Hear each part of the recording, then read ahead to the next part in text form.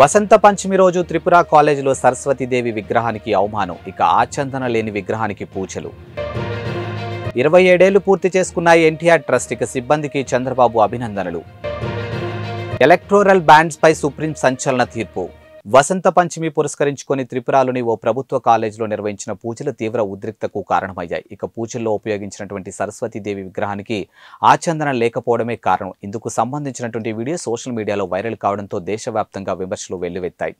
ఒంటిపై ఆచందన లేకుండా ఉన్నటువంటి విగ్రహాన్ని చూసి భారతీయ విద్యార్థి పరిషత్ నాయకులు నిరసన చేపట్టారు. ఇక వీరికి బజరంగ్ దళ్ కూడా మద్దతు నిలవడంతో పరిస్థితి మరింత ఉద్రిక్తకు దారితీసింది. ఇక సరస్వతీదేవి విగ్రహాన్ని అవమానించినటువంటి కళాశాల యాజమాన్యంపై కఠిన చర్యలు తీసుకోవాలని ఆర్ఎస్ఎస్ డిమాండ్ చేసింది. ఇక అమ్మవారి విగ్రహంపై వెంటనే చీర కప్పాలని సూచించింది. ఈ విషయంలో త్రిపుర ముఖ్యమంత్రి జోక్యం చేసుకోవాలని కోరారు. ఇక ఈ గొడవపై స్పందించినటువంటి కళాశాల యాజమాన్యం వివరణ ఇచ్చింది. ఇక తాము పూజించినటువంటి సరస్వతీదేవి విగ్రహం హిందూ దేవాలయాల్లోని సాంప్రదాయ శిల్ప రూపాలకు కట్టుబడి ఉందని పేర్కొంది. ఇక మతపరమైన మనోభావాలను కించపరిచే ఉద్దేశం తమకు లేదని వివరణ ఇచ్చింది. ఇక చివరికి ఒత్తిడి పెరగడంతో విగ్రహాన్ని మార్చారు. ఎన్టీఆర్ మెమోరియల్ ట్రస్ట్ 27 వసంతాలు పూర్తి చేసుకున్న సందర్భంగా తెలుగుదేశం పార్టీ అధినేత నారా చంద్రబాబు నాయుడు స్పందించారు. ఈ సందర్భాన్ని పురస్కరించుకొని సిబ్బంది వాలంటీర్లకు అభినందనలు తెలిపారు. ఈ మేరకు ఎక్స్లో ఓ పోస్ట్ చేశారు. ఇక ఎన్టీఆర్ ఆశయ సాధనకు తాను నెలకొల్పినటువంటి ట్రస్ట్ రక్తదానం, ఆరోగ్య సంరక్షణ, విద్యా సాధికారిత, జీవనోపాధి రంగాల్లో సేవలు అందించడంతో పాటు ప్రకృతి విపత్తులో సైతం ప్రజలకు అండగా నిలుస్తుందని అన్నారు. ఇక సిబ్బంది అంకిత భావంతో సేవలు అందిస్తున్నారని ప్రశంసిస్తూ అభినందనలు తెలిపారు. రాజకీయ పార్టీలు సేకరించే విరాళాలతో పారదర్శకత కోసం కేంద్ర ప్రభుత్వం తీసుకొచ్చినటువంటి ఎలక్ట్రోరల్ బ్యాండ్స్ విధానం రాజ్యాంగ విరుద్ధమని సుప్రీంకోర్టు పేర్కొంది. ఇక బ్లాక్ మనీ నిర్మూలన పేరుతో తీసుకొచ్చినటువంటి ఈ విధానంలో పారదర్శకత లోపించిందని వ్యాఖ్యానించింది.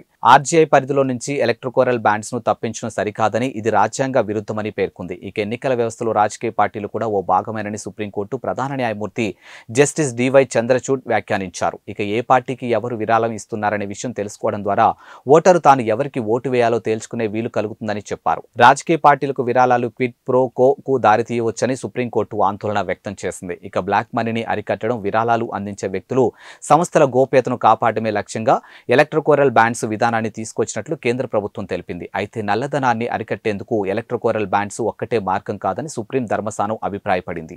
ఎలక్ట్రోరల్ బ్యాండ్స్ జారీని వెంటనే నిలిపివేయాలని, ఇప్పటి వరకు జారీ చేసినటువంటి బ్యాండ్స్ వివరాలను ఎన్నికల సంఘానికి అందజేయాలని స్టేట్ బ్యాంక్ ఆఫ్ ఇండియాను సిజేఐ ఆదేశించారు. ఇక రాజకీయ పార్టీలకు చెందినటువంటి ఎలక్ట్రోరల్ బ్యాండ్స్ వివరాలను మార్చి 31లోగా వెబ్సైట్లో ఉంచాలని ఎన్నికల సంఘాన్ని ఆదేశించారు. ఈ పిటిషన్ను విచారించినటువంటి సుప్రీంకోర్టు సుదీర్ఘ విచారణ చేపట్టాల్సి ఉందని పేర్కొంది. ఇందుకోసం సిజేఐ జస్టిస్ డివై చంద్రచూడ్ ఆధ్వర్యంలో 5 న్యాయమూర్తులు ప్రత్యేక ధర్మస్థానం ఏర్పాటు చేసింది. ఇక ఈ ధర్మస్థానంలో సుప్రీంకోర్టు ప్రధాన న్యాయమూర్తి జస్టిస్ డివై చంద్రచూడ్తో పాటు న్యాయమూర్తులు justice Sanjiv Khan, justice JB Pardiwala, justice Manoj మిశ్రాలు ఉన్నారు. ఇక సుదీర్ఘ విచారణ తర్వాత గత ఏడాది నవంబర్ 2న సుప్రీం బెంచ్ తీర్పును రిజర్వ్ చేసింది. ఇక తాజాగా గురువారం ఈ కేసులో తీర్పు వెలువరించింది. ఇక CJI justice DY Chandrachud, justice Sanjiv ఖన్నాలు 2 వేరువేరు తీర్పులు వెలువరించారు. జనసేన పార్టీ అధినేత పవన్ కళ్యాణ్ ఉమ్మడి జిల్లాలో పర్యటనకు మాత్రం భద్రతా కారణాలు సాకుగా చూపి పర్యటనను అడ్డుకోవడం దారుణమని జనసేన పార్టీ పీఓసీ సభ్యులు ముత్తా శశిధర్ ధ్వజమెత్తారు. ఇక 36వ డివిజన్ బాలాజీ చెరువు సెంటర్ దగ్గర గల శ్రీ సత్యనారాయణ స్వామివారి ఆలయ సమీపంలో కాకినాడ సిటీ సహాయక కార్యదర్శి మిర్యాల హైమావతి, 36వ డివిజన్ అధ్యక్షులు సుంకర సురేష్ ఆధ్వర్యంలో డాక్టర్ బిఆర్ అంబేద్కర్ రాజ్యాంగం పునరుద్ధరించడానికి యుద్ధానికి మేము సిద్ధం కార్యక్రమాన్ని నిర్వహించారు. ఈ సందర్భంగా ఆయన మాట్లాడారు. ఇక పవన్ హెలికాప్టర్ ల్యాండింగ్ కు అనుమతి ఇవ్వకపోవడంతో పర్యటన వాయిదా వేస్తున్నారని తెలిపారు. ఇక అధికార యంత్రాంగంపై అధికార పక్షం ఒత్తిళ్లు కారణంగానే ఈ నిర్ణయం తీసుకున్నారని ఆరోపించారు. ఇక జనసేన అధ్యక్షుడు పవన్ కళ్యాణ్ అమలాపురం పర్యటన విషయంలో అధికారులు అనుమతులు ఇవ్వకపోవడం దారుణమని అన్నారు. ఈ కారణంతో గురువారం చేపట్టాల్సినటువంటి జనసేనాని అమలాపురం పర్యటన వాయిదా పడిందని తెలిపారు. అదేవిధంగా కాకినాడ, తూర్పుగోదావరి జిల్లాల పర్యటనలు వాయిదా వేయడం జరిగిందని తెలిపారు. ఈ కార్యక్రమంలో జనసేన పార్టీ నాయకులు బడే కృష్ణ, సీమన్నారాయణ, ఆకుల శ్రీనివాస్, అట్ల సత్యనారాయణ తదితరులు పాల్గొన్నారు. 10 దేశాల నుంచి అతి విలువైన విషయాల్ని క్రోడీకరించి తయారు చేసినటువంటి రాజ్యాంగం అండి. చాలా ప్రపంచంలోనే కూడా అతిపెద్ద లిఖిత రాజ్యాంగం. అది ఈరోజు తొంగలో తగ్గుతున్నటువంటి వైనం మనం చూస్తూ ఉన్నాం. ఈ వైసీపీ దౌర్జన్య పాలనలో మన రాజ్యాంగాన్ని మనం పరిరక్షించుకునే పాలన మనకి జనసేన పరిపాలన వచ్చినప్పుడే మనకు సాధ్యం అవుతుంది. కాబట్టి ఈరోజు మన పవన్ కళ్యాణ్ గారు ఎక్కడైనా మీటింగ్ చేసుకోవాలన్నా, జిల్లాల్లో పర్యటించాలన్నా కూడా అనుమతి నిరాకరించడం చూస్తున్నాం. ఈ దౌర్జన్యం, ఈ దాష్టికం అంతమొందించాలంటే మనం మన రాజ్యాంగ హక్కుల్ని, మన కొన్ని అవకాశాలని మనం ప్రజలందరూ కూడా ముందుకొచ్చి పోరాడి సాధించుకోవాల్సిన తరుణం వచ్చింది. కాబట్టి రాజ్యాంగాన్ని మనం పునరుద్ధరించుకునే కార్యక్రమంలో భాగంగా జనసేన వీర మహిళలందరం కూడా ఈరోజు శశిధర్ గారి నాయకత్వంలో కాకినాడ 36వ వార్డులో ఉద్యమించాం. మేము ఉద్యమ పాలన నశించాలి. కేవలం ఒక మీటింగ్ పెట్టుకునే అవకాశం కూడా మా నాయకుడికి ఇవ్వకుండా మీరు పిరికి మందల్లా భయపడతా ఉన్నారు. కేవలం మా నాయకుడు వచ్చి ప్రజలు సందేశం ఇవ్వడానికి కూడా మీరు వణికిపోతున్నారు. ఇంకా మీరు 175 అన్నారు. ఇంకేమి మీరు అధికారంలోకి వచ్చే అవకాశం లేదు కాబట్టి మీరు ఇంత పిరిపందలా వ్యవహరిస్తూ ఉన్నారు. కాబట్టి మహిళలందరూ వేరే మహిళలందరూ కూడా ఇక్కడ ఉద్యమం చేపట్టాము. ఆ రాజ్యాంగ స్ఫూర్తితో మేము సాధించుకుంటాం. తప్పకుండా అనుమతులు తీసుకుంటాం. ప్రజలందరూ ముందుకి మా నాయకుడు వస్తాడు. రాబోయే తరుణంలో జనసేన పాలన ప్రజలకు అందిస్తాం. స్వర్ణాంధ్రప్రదేశ్ని సాధించుకుంటాం. జై జనసేన. నమస్కారం. నా పేరు మిర్యాల హైమావతి, జాయింట్ సెక్రటరీ. మన ముత్తా శశిధర్ గారి ఆదేశాల మేరకు ఈ మన ప్రోగ్రాం స్టార్ట్ చేశాము. మేము సిద్ధం అనే కార్యక్రమం చేయడానికి అందరూ తోడ్పడ్డారు. అంబేద్కర్ ఆశయాలకు పునరుద్ధరించడానికి మేము సిద్ధం అని చెప్పడానికి అన్నిటికీ మేము సిద్ధం. మన ప్రజలు అన్నిటికీ సిద్ధపడి జనసేన జెండా పట్టుకునే సిద్ధం అని చెప్తున్నాను. జై జనసేన. ఈరోజు స్థానిక 36వ డివిజన్లో మేము సిద్ధం అనే కార్యక్రమంలో భాగంగా అంబేద్కర్ గారు రచించినటువంటి రాజ్యాంగాన్ని తుంగలో తొక్కుతున్నట్టు వ్యవహారం జరుగుతూ ఉంది మన ఈ ప్రభుత్వంలో, ఆంధ్రప్రదేశ్లో. దీనిపైన మేము ధ్వజమెత్తుతూ ఈరోజు ముత్తా శశిధర్ గారి ఆధ్వర్యంలో మన 36వ డివిజన్లో అంబేద్కర్ గారి రాజ్యాంగం మళ్ళీ పునరుద్ధరించాలనే విషయం పైన మేము మళ్ళీ ఒక రకమైన కార్యక్రమాన్ని, జనసేన కార్యక్రమాన్ని ఇక్కడ నిర్వహించడం జరిగింది. అంతేకాదు అదే మన పవన్ కళ్యాణ్ గారు, అధ్యక్షులు పవన్ కళ్యాణ్ గారు కాకినాడ వచ్చే తరుణంలో అనేక రకాలైనటువంటి ఇబ్బందులు గురి చేస్తున్నారు. హెలిప్యాడ్కి కూడా పర్మిషన్ ఇవ్వలేనటువంటి పరిస్థితుల్లో భయభ్రాంతులకు గురవుతున్నారని మరొకసారి ఈ ప్రభుత్వానికి తెలియజేస్తున్నాము. మన ఇటువంటి పరిస్థితుల్లో మన ప్రభుత్వాన్ని మనం ఖచ్చితంగా ఖండించాల్సి ఉంటుంది. ఇటువంటి పరిస్థితుల్లో ఖచ్చితంగా జనసేన ఈ ధ్వజం ఎత్తుతూనే ఉంటుంది, కానీ ఎక్కడ తగ్గే ప్రసక్తే లేదు. ఎక్కడే తగ్గే ప్రసక్తే లేదు. సై అంటే సై అంటూ మేము కూడా కథం తొక్కుతామని మరొకసారి కాకినాడ జనసైనికుల తరపున తెలియజేస్తున్నాం. పవన్ కళ్యాణ్ గారి కార్యక్రమాన్ని అర్ధాంతంగా ఆపాల్సిన పరిస్థితిని ప్రభుత్వం కల్పించింది. మేము అడిగింది హెలికాప్టర్ ల్యాండింగ్ అనడానికి వాళ్ళు చెప్పిన కండిషన్స్ చూస్తే నవ్వుతుంది. కావాలని ఇబ్బంది పెట్టడం, భీమవరంలో ఇబ్బంది పెట్టారు, అమలాపురంలో ఇబ్బంది పెట్టారు, కాకినాడకి సుదూరంగా ఉన్న గొల్లపూర్లో ఏమని చెప్పి ఏర్పాటు చేశారు. ఇవన్నీ చూస్తుంటే పవన్ కళ్యాణ్ అంటే భయపడుతున్నారు.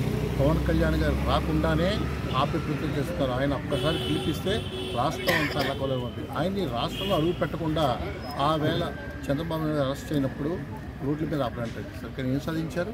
వెంటనే మేము మంగళగిరి వెళ్ళాం. మళ్ళీ ఆ తర్వాత రాష్ట్రం అంతా కూడా ఉద్యమాలు వచ్చాయి.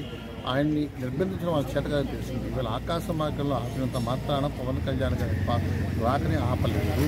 ఖచ్చితంగా ఏర్పాటు చేసుకుంటాం. మేము కూడా ఇలాంటి విషయాన్ని ఎదిరించి తీసుకొచ్చే ఏర్పాటుగా జనసైనికులు పెరుగుతారు. అంతేకాకుండా ఈవేళ ఒకటే చెప్తున్నాం, సిద్ధం అని చెప్తున్న జగన్మోహన్ రెడ్డి దేనికి సిద్ధపడ్డాడు? ఆయన ఆపడానికి సిద్ధపడతాడు. ఆయనకి పర్మిషన్ ఇవ్వకుండా ఉండడానికి సిద్ధపడతాడు తప్ప ఏమీ చేయట్లేదు. ఈవేళ ఈ ప్రాంతంలో రాజ్యాంగాన్ని కాలరించిన జగన్మోహన్ రెడ్డి ప్రభుత్వం పట్ల వ్యతిరేకంగా మేము అందరం చెప్పి పోరాటం చేస్తున్నాం. రాజ్యాంగం ఏం చెప్పింది? ప్రభుత్వం తన పని చేయాలి. కాకినాడలో ప్రభుత్వం లేదు. కొంతమంది మనుషుల చేతిలో కాకినాడలో అధికారం నడుస్తుంది. అధికార వర్గం లేదు, రాజ్యాంగం లేదు. దీన్నే రాజారెడ్డి రాజ్యాంగం ద్వారంపూడి చేతిలో కాకినాడ నలిగిపోతుంది. దాని నుంచి బయటకు తీయడానికి మేము సిద్ధంగా ఉన్నాం. జనసేన సిద్ధంగా ఉన్నారా లేదా? ఫిబ్రవరి 16న బీఎస్ఎన్ఎల్ ఉద్యోగులు ఒకరోజు సమ్మెను విజయవంతం చేయాలని బీఎస్ఎన్ఎల్ ఎంప్లాయీస్ యూనియన్ జిల్లా ప్రధాన కార్యదర్శి పి ఉమామహేశ్వరరావు, సిఐటియు జిల్లా ప్రధాన కార్యదర్శి చెక్కల రాజ్ కుమార్ పిలుపునిచ్చారు. బీఎస్ఎన్ఎల్ ప్రైవేటీకరణ వ్యతిరేకిస్తూ కాంట్రాక్టు అవుట్సోర్సింగ్ ఉద్యోగులను కనీస వేతనం 26,000 చెల్లించాలని ఈ సందర్భంగా బీఎస్ఎన్ఎల్ ఎంప్లాయీస్ యూనియన్ జిల్లా ప్రధాన కార్యదర్శి పి ఉమామహేశ్వరరావు, సిఐటియు జిల్లా ప్రధాన కార్యదర్శి చెక్కల రాజ్ కుమార్ పేర్కొన్నారు. ఫిబ్రవరి 16వ తారీఖున జరిగే ఒక్కరోజు సమ్మెను జయప్రదం చేయాలని కాకినాడ మెయిన్ రోడ్ నందు గల బీఎస్ఎన్ఎల్ కార్యాలయంలో భోజన విరామం సమయంలో బీఎస్ఎన్ఎల్ ఎంప్లాయీస్ యూనియన్ ఆధ్వర్యంలో ఆందోళన నిర్వహించారు. ఈ సందర్భంగా వారు మాట్లాడారు. ఇక వేతన సవరణ వెంటనే పరిష్కరించాలని, నాన్ ఎగ్జిక్యూటివ్ ఉద్యోగులకు ప్రమోషన్ పాలసీని అమలు చేయాలని డిమాండ్ చేశారు. ఇక 2015 నుండి పెన్షన్ సవరణ వెంటనే ఇవ్వాలని, 4 లేబర్ కోడ్లు రద్దు చేసి ప్రభుత్వ రంగ స్థల ప్రైవేటీకరణ ఆపాలని పేర్కొన్నారు. ఇక బీఎస్ఎన్ఎల్ ఆధునీకరణకు ప్రభుత్వ నిబంధనలకు ఆటంకంగా ఉన్నాయని, ప్రైవేటు టెలికాం ఆపరేటర్లకు లాభాలు పెంచేందుకు ఉద్దేశపూర్వకంగా అంతర్జాతీయ సంస్థల నుండి 4G, 5G ఎక్విప్మెంట్ కొనుగోలు కేంద్ర ప్రభుత్వం BSNLకు అనుమతులు నిరాకరిస్తుందని విమర్శించారు. ఈ కార్యక్రమంలో BSNL ఎంప్లాయీస్ యూనియన్ జిల్లా సహాయక కార్యదర్శి కె శివప్రసాద్, మహిళా విభాగ నాయకురాలు డి జగదీశ్వరి, కూడిపూడి ఉమామహేశ్వరరావు, కె ప్రభాకర్ రావు తదితరులు పాల్గొన్నారు.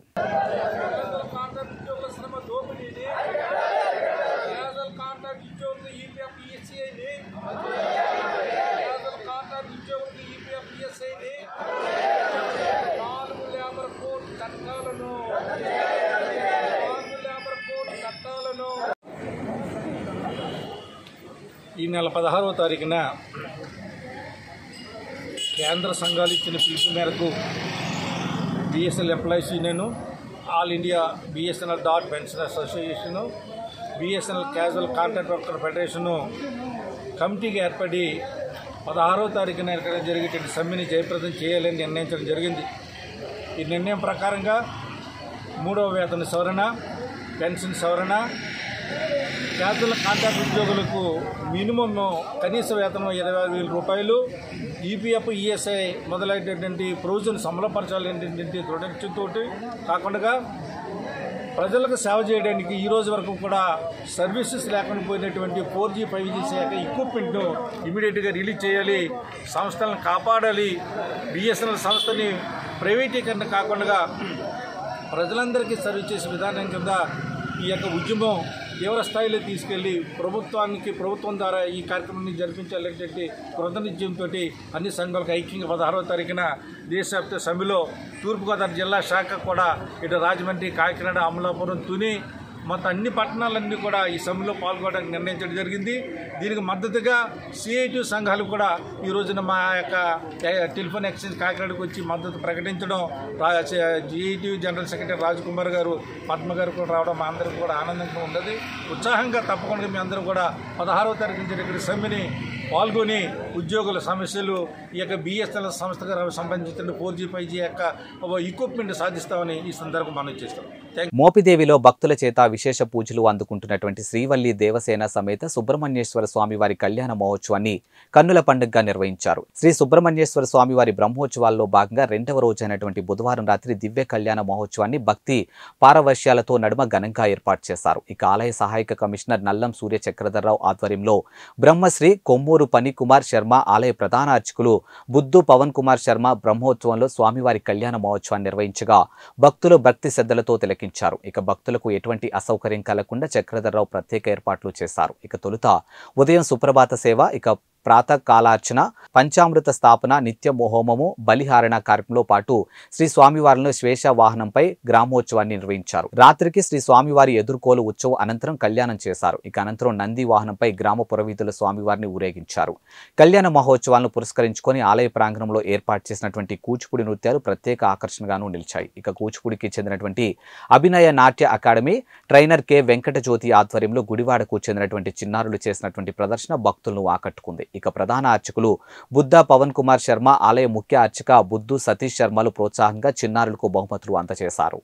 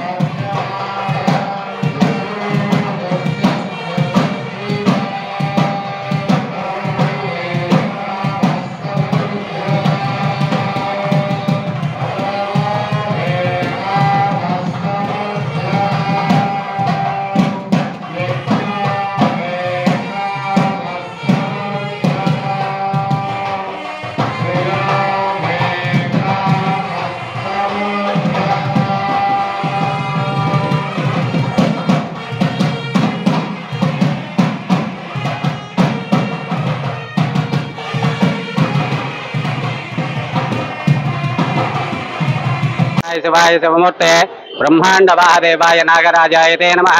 కృష్ణా జిల్లా మోపిదేవి మండలం మోపిదేవి గ్రామంలో వేంచేసిన శ్రీవల్లి దేవసేన సమేత శ్రీ సుబ్రహ్మణ్యేశ్వర స్వామివారి దేవాలయం నందు మాఘశుద్ధ చవితి నుంచి మాఘశుద్ధ అష్టమి వరకు కూడా స్వామివారి వార్షిక బ్రహ్మోత్సవ కార్యక్రమాలు అత్యంత వైభవపేతంగా జరుగుతాయి. మొదటి రోజున స్వామివారి చవితి మాఘశుద్ధ చవితి రోజున స్వామివారి పెళ్లి కుమారం చేయడం జరుగుతుంది. అలాగే ఈ రోజు మాఘశుద్ధ పంచమి రోజున రాత్రి 8 గంటలకు స్వామివారి కళ్యాణ మహోత్సవం అత్యంత వైభవపేతంగా జరుగుతుంది. అలాగే షష్ఠి రోజు రేపు ఉదయం రాత్రి 8 గంటలకు స్వామివారి రథోత్సవ కార్యక్రమం అత్యంత వైభవంగా జరుగుతుంది. చివరి రోజు మాఘశుద్ధ అష్టమి రోజున స్వామివారి పుష్ప సయ్యాలంక ప్రియంక సేవా కార్యక్రమం అత్యంత వైభవంగా జరుగుతుంది. కావున 50 మంది భక్తులు కూడా 5 రోజులు స్వామివారిని దర్శించి తీర్థ ప్రసాదాలు స్వీకరించి స్వామివారి కృపకు పాత్రలు కావాల్సిందిగా కోరుచున్నాం. మోపిదేవి గ్రామంలో వేంచేస్తున్న స్వయంభూ వల్లి దేవసేన సమేత సుబ్రహ్మణ్యేశ్వర స్వామివారి బ్రహ్మోత్సవాల్లో భాగంగా ఈ రోజున స్వామివారి కళ్యాణోత్సవం అంగరంగ వైభవంగా ప్రారంభమవుతుంది. ఇప్పుడే స్వామివారు మరి నగరోత్సవం చేసుకుని వచ్చి కళ్యాణానికి పెళ్లి కుమారుడిగా పెళ్లి కుమార్తెగా సన్నిధం అవుతున్నారు. ఈ యొక్క కార్యక్రమంలో వేలాదిగా భక్తులందరూ కూడా వచ్చి పాల్గొనడం సంతోషంగా ఉంది. మరి ఈ తదనంతరం చాలా ఓపికగా భక్తి శ్రద్ధలతోటి ఈ యొక్క కళ్యాణోత్సవ కార్యక్రమం అంతా తిలకించవలసిందిగా మీ ద్వారా భక్తులందరూ విజ్ఞప్తి చేస్తున్నాం. తదనంతరం రేపు సాయంకాలం ఊరేగింపు తర్వాత స్వామివారి యొక్క రథోత్సవం అత్యంత వైభవంగా జరుగుతుంది. ఈ రథోత్సవ కార్యక్రమంలో కూడా వేలాదిగా భక్తులందరూ కూడా పాల్గొనవలసిందిగా ప్రార్థిస్తున్నాం. తదనంతరం 16వ తారీఖున వసంతోత్సవం, 17వ తారీఖున శ్రీ పుష్పయోగోత్సవంతో పాంచానికంగా ఈ యొక్క కార్యక్రమాలన్నీ కూడా పూర్తవుతున్నాయి. కావున భక్తులందరూ వచ్చి స్వామివారి యొక్క దర్శించుకుని స్వామివారి యొక్క ప్రసాదాలు తీర్థ ప్రసాదాలు స్వీకరించి స్వామివారి కృపపాత్రలు అవుతారని మీ ద్వారా భక్తులందరికీ కూడా విజ్ఞప్తి చేస్తున్నాం. ఏలూరు జిల్లా లింగంపాలెం మండలం పుప్పలవారిగూడెంలో ప్రాంతంలో కోడి పందాలు నిర్వహిస్తున్న కొంతమంది పోలీసులు వస్తున్నారని ముందస్తు సమాచారంతో కోడి పందాలు నిలిపివేసి రోడ్డుపైకి వచ్చారు. ఇంతలో పోలీసులు రావడంతో అక్కడి నుండి వెళ్లిపోయే క్రమంలో ఓ వ్యక్తి నూతిలో పడి మృతి చెందినట్లు సమాచారం. ఇక పూర్తి వివరాలు ఇంకా తెలియాల్సి ఉంది. ప్రత్యక్ష సాక్షులు గ్రామస్తులు తెలిపిన సమాచారం ప్రకారం ఈ ఇన్సిడెంట్ లో పోలీసులు తప్పు కానీ పొరపాటు కానీ లేదని, పోలీసులు ఎవరిని వెంబడించలేదని తెలిపారు.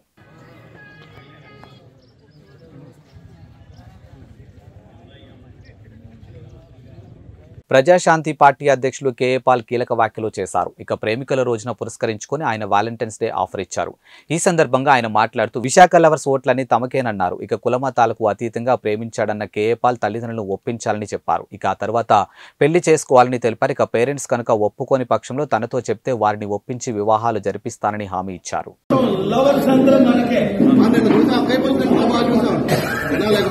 ప్రేమించండి, పెళ్లి చేసుకోండి, తల్లిదండ్రులను సన్మానించండి, మతాలకు అతీతంగా ప్రేమించండి, పెళ్లి చేసుకోండి, తల్లిదండ్రులకి సన్మానం ఇవ్వండి, ఒప్పించండి. ఒప్పుకోకపోతే నేను ఒప్పిస్తాను. ఇది వ్యాలంటైన్స్ డే నా మెసేజ్. 15 కోట్లు నా వైఫ్ తల్లి కులాలకి మనకు సంబంధం ఏంటి? 2000 రూపాయలు ఇచ్చి వాళ్ళు ఒడిశా నుంచి నర్సీపట్నం తప్పించుకొని పెళ్లి చేసుకున్నారు. 2000.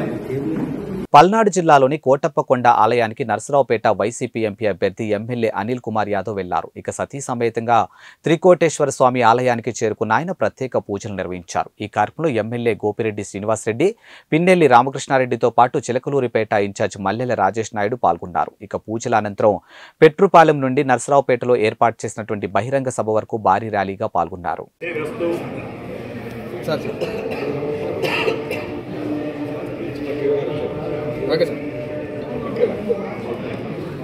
గుంటూరు జిల్లా మంగళగిరిలో 4వ విడత వైఎస్ఆర్ ఆసరా నిధులు పంపిణీ కార్యక్రమం సంబరాలు నిర్వహించారు. ఇందులో భాగంగా దాదాపు 35,000 మంది మహిళలకు సుమారు 32 కోట్ల రూపాయలు విలువైన నిధులు విడుదల చేశారు. కాగా ఈ కార్యక్రమంలో రాజ్యసభ సభ్యులు విజయసాయిరెడ్డి పాల్గొన్నారు.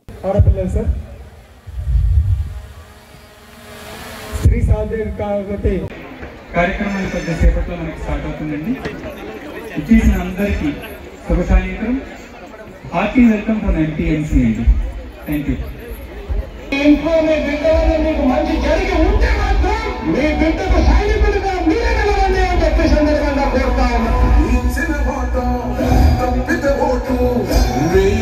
చెప్పిన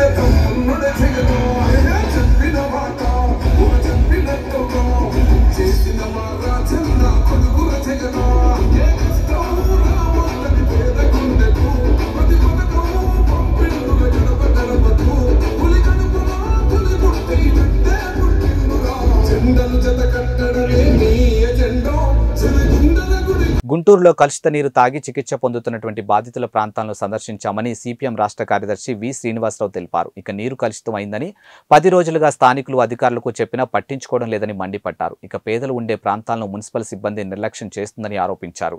గుంటూరులో కలుషిత నీటి మరణాల వెనుక ప్రభుత్వం నిర్లక్ష్యం కనిపిస్తుందని విమర్శించారు. ఇక మంచినీటి సరఫరా విషయంలో కార్పొరేషన్ అధికారులు సరైన చర్యలు తీసుకోలేదని శ్రీనివాసరావు ఈ ఘటనకు కారకులైనటువంటి అధికారులపై సత్వరమే చర్యలు చేపట్టాలని డిమాండ్ చేశారు. ఈరోజు ఉదయం నేను, నాతో పాటు పార్టీ రాష్ట్ర కార్యదర్శి వర్గ సభ్యుడు బాబురావు, జిల్లా కార్యదర్శి రామారావు, టౌన్ కార్యదర్శి నళినీకాంత్, ఇంకా ఇతర వివిధ పార్టీ స్థానిక నాయకులు, ప్రజా సంఘాల నాయకులు అందరం శారదానగర్ కాలనీ, రెడ్డిపాలెం ఈ ప్రాంతం అంతా కూడా ఈరోజు జలాలు తాగే నీరు కలుషితం అయ్యి డయేరియా వ్యాపించినటువంటి ప్రాంతాలని మేము సందర్శించి ప్రజల్ని కలుసుకొని వాళ్ళ ద్వారా వివరాలు కూడా సేకరించాము. 10 రోజులుగా కలుషిత నీరుతోటి ప్రజలు అక్కడ డయేరియా వ్యాపించి అవస్థలు పడుతుంటే ఒక నిండు ప్రాణం 17 సంవత్సరాల గిరిజన బాలిక చనిపోతే ఏమాత్రం స్పందన లేకుండా ప్రభుత్వం ఇది మంచినీళ్ళ వల్ల కాదు, అదేదో స్థానికంగా ఏదో తిని వచ్చింది అన్నట్టుగా జనం మీదనే నెపం నెట్టేసి తప్పించుకోవాలని చూడటం చాలా క్షమించరానటువంటి నేరం. అక్కడ పైప్ లైన్లన్నీ కూడా కలుషితమైన ఎప్పుడో పాత పైప్ లైన్లు లీకేజీలు ఉన్నాయి.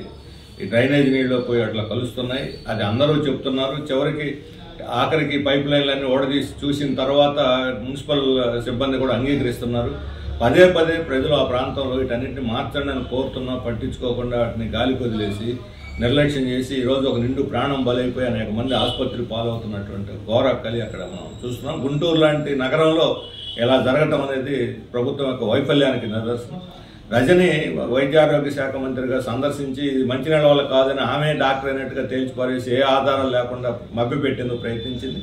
ఆమె మళ్ళా నిన్న వెళ్ళి వాళ్ళ చనిపోయిన అమ్మాయికి 5 లక్షలు ఇచ్చి మంచినీళ్ళు సరఫరా చేస్తామని వాగ్దానం చేసి రావాల్సినటువంటి దుస్థితి ప్రభుత్వం యొక్క చేతగాంతనం, అసమర్థత దాన్ని వెల్లడి చేస్తుంది.